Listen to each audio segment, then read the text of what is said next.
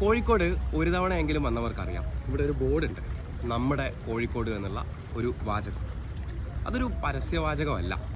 കോഴിക്കോടിന് പുറത്തുള്ള ആരെ കണ്ടാലും, ആരോട് ടൂറിസ്റ്റ് വർത്താനം പറഞ്ഞാലും ഞങ്ങൾ കോഴിക്കോട്ടുകാർ എപ്പോഴും പറഞ്ഞിരുന്ന ഒന്ന്, ഒരിക്കലെങ്കിലും കടപ്പുറത്തേക്ക് വന്ന് നോക്കണമെന്നാണ്.